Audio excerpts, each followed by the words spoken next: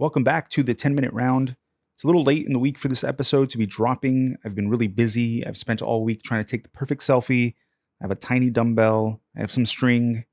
In case I ever have to re-enter the dating pool for some reason, my girl leaves me, I'll be ready. I'll have a nice portfolio of pictures to DM people.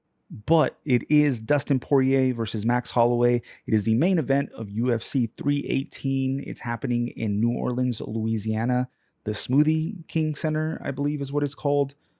Honestly, I feel like this is a great main event. We've seen these guys fight twice before, but this is just such a different part of their career that they're in that it's hard for me to tell you who's going to win this one. I honestly, I will go ahead, I will spoil this. I can't confidently say who is going to win this fight. The rest of the card is a little lackluster for a pay-per-view, and even like the hype behind it. I don't know why this week has just seemed kind of quiet, kind of chill as far as like the hype levels for this one. I would like to talk more about Dustin's career. I mean, the guy has been fighting. He's one of the last WEC guys we have left. He's had a long career. He's had an exciting career. I think next week I'll make a more in-depth episode about Dustin Poirier and his career and his legacy for MMA. But for now, let's just go ahead and dig into the fight card. Let's talk the main event. So this one's going to be Dustin Poirier versus Max Holloway, part 3. It's hard for me not to lean into like betting on Dustin Poirier. He does have the 2 wins over Max Holloway already, but I feel like these guys are in just such a different place in their career. For one, I feel Max Holloway has filled out his frame better for lightweight. He's more prepared to fight at lightweight now. The second fight between Dustin Poirier and Max Holloway that was at lightweight, Max did take that on short notice. I don't think that, with the idea of him always returning to 145, he's never really let himself properly bulk up the way that he should to fight at 155. And it was very apparent in that second fight that just a difference in power, the difference in impact that both guys were having on each other. Not just that, but the ability to take shots. And maybe this bigger, thicker version of Max Holloway is going to be able to handle Dustin's power a little better. But at the same time, it's like we don't know what Max Holloway is going to look like. He's coming off his first knockout loss to Ilia Topuria. It is the first time that Max has been put to sleep. What does that chin look like? Is there any lingering effects from the KO? Is he going to be able to withstand the beating that Dustin Poirier is going to lay on him? Because frankly, this one just feels like it's going to be a war. It's going to be a war for however long it lasts. If it goes all 5 rounds, these dudes are going to duke it out. It's going to be an insane fight. This one is like, it's interesting matchmaking because for one, the UFC doesn't do this. The UFC doesn't go, hey, you're retiring. Let's get you like a reasonable matchup against a guy that's kind of on your skill level, kind of close to your age.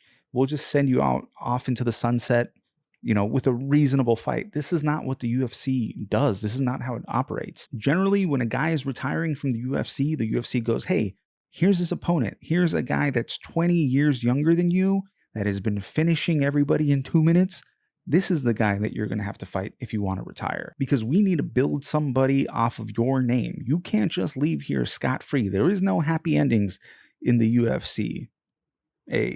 But for Dustin, it's like Dustin might be the first guy that they like enough to be like, hey, here's a good matchup for you for your retirement fight.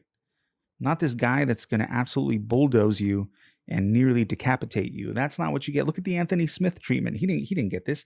Even last week, Derek Lewis had to fight Talishin Teixeira, which, for one, that was kind of a bad matchup on the UFC's part. Like Teixeira just was not ready for that.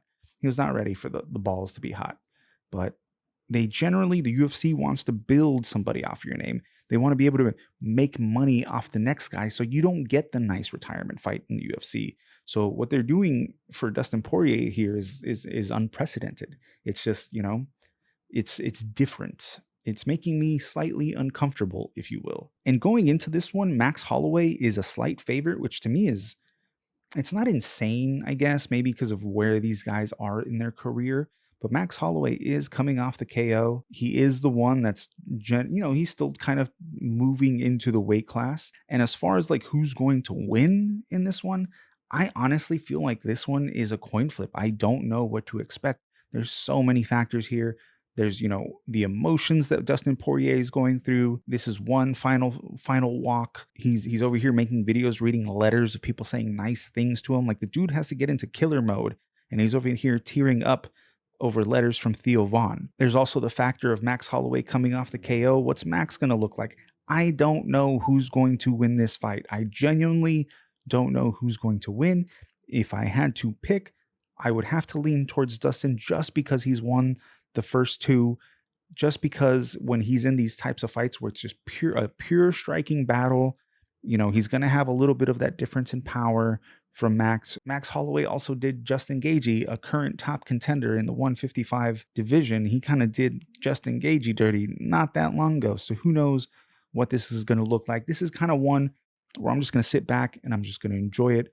We get to see Dustin Poirier fight one last time, one last dance. And as a fan, I'm stoked to see this one. So I would love to be like, I would love to give you a pick on this one, but I just can't. I can't. I think we should all just sit back and enjoy this one as fans. The co-main event in this one is Paulo Costa versus Roman Kopylov. This is kind of interesting matchmaking. Roman Kopylov is kind of slowly worked his way up the middleweight division.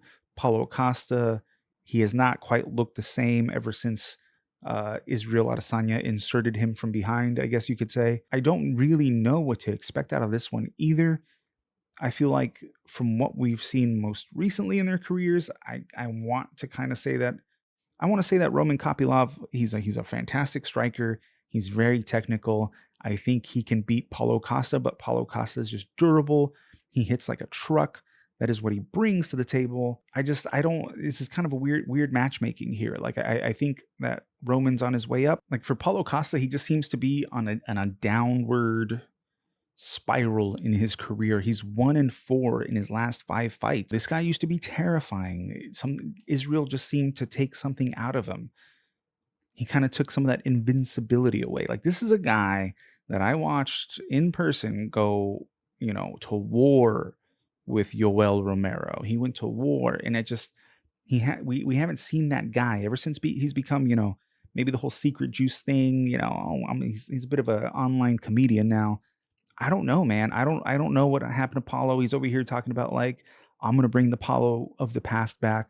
Usually when guys are talking about that, it's kind of, I'm not going to say it's over, but it's not a good sign for people to be like, I'm going to bring the old me back. It never works out. Meanwhile, Roman Kopylov, he's been on quite the streak. I think his one loss is to Anthony Fluffy Hernandez, who to me, like Anthony Hernandez is the dark horse in the division. That kid's a problem for everybody. I fully expect Roman Kopylov to just kind of outstrike Paulo Costa. I don't know if he's going to finish him. Paulo's a very durable dude. He only has 3 rounds to do it. So I'm leaning towards Roman Kopylov in this one. I think he's going to outstrike Paulo Costa. I think he's going to get the win. Kevin Holland versus Daniel Rodriguez is on this card as well. I always say this. Every time Kevin Holland fights, which seems like it's every month, you just never know what version of Kevin Holland you're going to get. You don't know what Kevin Holland's going to look like. Like the Kevin Holland against Vicente Luque looked like the good version of Kevin Holland. We just don't always get that guy. And now you get Daniel Rodriguez, who's like a pretty competent guy himself. He's a pretty competent opponent, but he's not really the best guy that Kevin Holland's ever fought. So Kevin Holland fights they're just so hard for me to predict. Like I definitely think that Kevin Holland has the much better submission game than Daniel Rodriguez. I don't know what the fight's going to look like standing up. I feel like they're going to be pretty even. Kevin Holland might even have an advantage there. I don't know, because the best version of Kevin Holland is a very good fighter. I just don't think he always walks in as the best version of himself. I am still going to lean towards Kevin Holland to win this fight. I don't know if Daniel Rodriguez has all the tools to beat a guy like Kevin Holland. I feel like this card is like a very I have no idea what's going to happen. I don't know if I'm excited about that or worried, but even the next fight, Dan Ige versus Patricio Pitbull. Patricio Pitbull came in. He had the fight against Yair Rodriguez as his debut fight in the UFC. That is a difficult first fight because Yair's one of those guys where he brings such a weird style to the table that you can either hang with him or you can't. You either figure it out or you don't. He's just one of those guys. Some really good fighters can lose to him. Some really not great fighters can beat him. So it really, I don't know the level that Patricio is at just yet. I think we're gonna find out with this one. I feel like Dan Ige is a little step down from Yair, but not a huge step down. Like Dan Ige is still a game fighter. And we're going to see if Patricio Pitbull, if he can go out there and get a win against Dan Ige, which let's be honest, you don't want to start your UFC career at going 0-2, Mr. Former Bellator champion. You don't want to start 0-2. So you kind of have to beat a guy like Dan Ige. And Dan Ige is still good enough to kind of give you a bit of a scrap. But for what it's worth, I kind of do think that Patricio is going to win this fight. He's coming in as an underdog. I feel like he has the tools to beat a guy like Dan Ige, where maybe that those tools didn't match up great against Yair. I think they'll do much better against Dan Ige. Dan Ige is always dangerous. He always has that knockout power, but I feel like Patricio has kind of dealt with stuff like that before. So we'll see. We'll see where the former Bellator champ is. I have faith that he's going to be able to win this one. We'll see. Maybe Dan Ige is here to spoil the party. Maybe he's gonna, get himself a nice little knockout with that cute little left hook that he throws. My God, that thing's lightning. The opening fight on the main card is Michael Johnson versus Daniel Zellhuber. I feel like this is a pretty decent matchup. I feel like Zellhuber here is getting set up to beat a guy like Michael Johnson. Michael Johnson has put together a couple of wins. He's been in this game for so long, but his record is still almost like a 50-50 record. I think if you're going to put him up against a young guy like Zellhuber, I think what we're doing here is setting up Zellhuber for a win to get himself a nice little name. I think they just want it to be an exciting fight, which Michael Johnson is generally in exciting fights. I think both guys are. That Zellhuber's last fight at, what was it, the Sphere against Esteban Ribovics or whatever his name is. It was a really exciting fight, and I think this one is also going to pay off. But I think that Zellhuber is going to take this one pretty. I'm not going to say easily, but Michael Johnson is either going to put you out or he just has so much trouble. We also have Kyler Phillips fighting Vinicius Oliveira. Kyler Phillips is like an interesting. I don't know. He's an interesting dude to watch because he seems very, very talented. And he was doing great up until he ran into Rob Font. Kind of ran out of steam there. Rob Font took over, got the win over him. But Vinicius Oliveira is like, he's no walk in the park, man. The dude's last win was like Said Nurmagomedov. The dude is a very, very tough out. I feel like he's very, I don't want to say underrated, but he kind of flies under the radar a little bit. And this is a very, very difficult bounce back fight for Kyler Phillips. So this is actually the one that I'm looking forward to most on this card, probably besides like maybe the main event, which is, a fight that we've seen twice before. But Kyler Phillips versus Vinicius Oliveira that's one to keep an eye on. That's, either we're going to see something very spectacular from Kyler Phillips. He's going to bounce back. He's going to look better than ever. Or Vinicius Oliveira is just going to show us that he's that dude, like that we're sleeping on him. Like I said, this is kind of a weird card. We got Marvin Vettori and Brendan Allen on the prelims, not even like the main prelim fight. This is like Marvin Vettori versus Brendan Allen is fight night main event if I've ever seen one. And it is on the prelims of this card. Look, Marvin Vettori, he spent, most of his career trying to get the one ring back from Frodo. And it's never really, I'm not a big Marvin Vettori guy. Like, I don't feel like he's ever evolved. Obviously, he's very tough. He's very, very durable. His skill set, though, it's kind of, I don't know, it's not like he's out there putting people away. He's just kind of there. He just kind of fights for decisions, and I'm not super impressed by him. Brendan Allen, on the other hand, very talented guy. He's probably not going to be able to put away Marvin Vettori unless maybe he's able to submit him. But I don't know. I don't even know if he can get Marvin Vettori down in order to like initiate that. Brendan Allen is going to kind of just not necessarily outclass him, but he's going to do just enough to get a decision win over Marvin Vittori. Who knows, man? Who knows? Like Brendan Allen was looking so good and up until he ran into a wall. And Marvin Vittori is just kind of, he's good enough to float near the top, but he's never really going to be championship material, you know? So it's just, yeah, this whole thing's a weird card, man. There's other fights, there's other things that we can talk about, but honestly, the rest of the card looks pretty weak.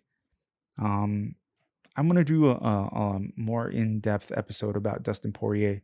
Probably put that out on Monday or something. But I just wanted to get a few talking points out about this card before Saturday because I'm spending way too much time tying dumbbells to my wiener. So that's it for this one.